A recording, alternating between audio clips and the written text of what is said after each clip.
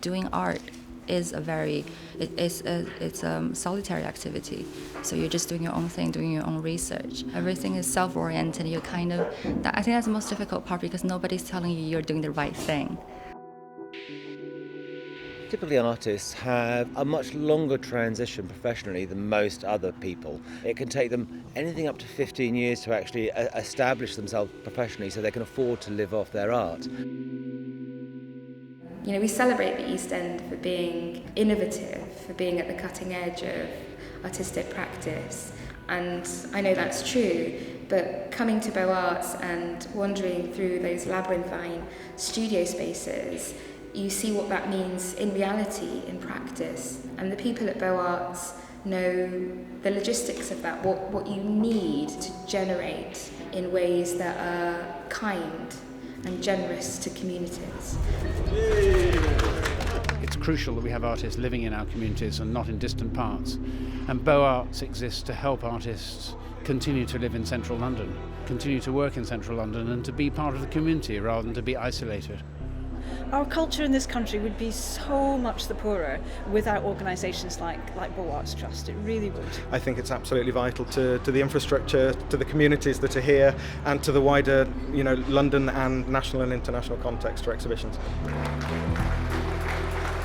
So the whole Beaux-Arts model is really built around artists and artists' lives, what they need. So we have sort of like three main areas: workspace and live workspace for artists, safe places for them to go and work and meet other artists. We also do education work, working in local schools. So giving artists an opportunity to earn a professional wage and teach their skills back to young people in the local community. And thirdly, of course, the thing that all artists need is opportunities to exhibit and promote themselves as artists. And we do that through our Nunnery Gallery and a whole programme of events that surround that, including open studios. What's been really helpful for me is having other people to engage with. There are lots of things that take a long time to learn alone, and really having people to talk about your work with, to be able to visit seminars, to be able to talk to people who are in curation or who work for galleries.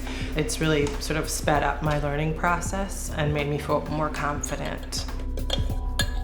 Having this studio actually has had a brilliant psychological effect on the work that I'm doing, because I suddenly feel that I've actually got a base. I've actually suddenly got somewhere to actually work from.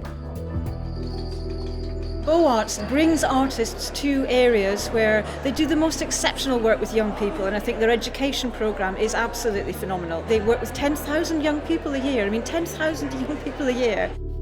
It's helped me see that art is more than just paints and toning and a canvas.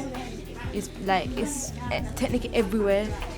Seeing them respond in such a way that they're so excited and they're so happy to be making, and it's like they're hungry for it. That is enough to make you go home and just feel like you've done a good job.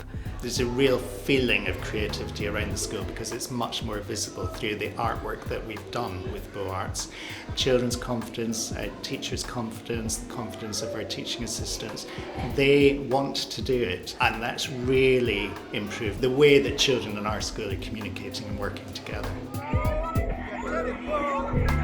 I think Beaux-Arts are an example of an organisation that does a huge amount for artists in London, but also for the local communities. So you can see that where they have established studios, the artists who work there have an impact in the local area. I just think that's very important for London, that it retains that sense of creativity and fun. The Bollard project was part of the St. Paul's Transformation project. It was one way that I got to know a lot of people, especially women, who were interested in creative project happening. Also, it's about empowering people in the community, and I feel very proud of the fact that 6 years on the women are still functioning as a group and working regularly, developing their own products which they sell. The area has been done up, and for our Bollards to be a part of that new build makes us feel proud in a way.